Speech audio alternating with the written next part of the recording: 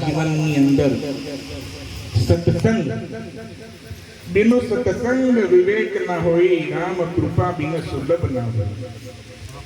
જો તમારા જીવનની અંદર સત્સંગ હશે ને તો તમને વિવેક આવશે, વિવેક થશે તો વૈરાગ્ય થશે, વૈરાગ્ય થશે તો ધીરે ધીરે તમને ભગવાનના ભજનમાં રુચિ થશે અને ભગવાનમાં રુચિ કરતા કરતા કરતા ભજન કરતા કરતા ગુરુને જે આપેલું વચન છે, ગુરુને આપેલો જે સત્સંગ છે એ તમને સમજાશે।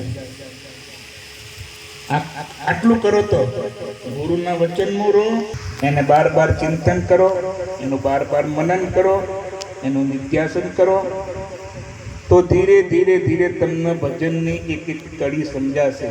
આમ તમે ભજન ગાઓ છો બરાબર, કેવા સુંદર મજાના એક એક આ ભજન છે ને, તમને એક એક કડી તમને અત્યારે આમ આમ એનું વર્ણન ના કરી શકાય।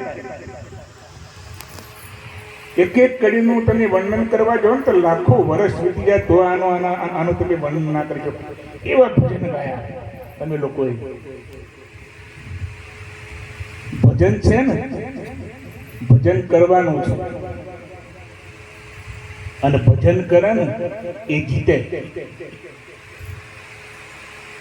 ભજન કરતા કરતા કરતા કરતા કરતા કરતા કરતા કરતા કરતા કરતા કરતા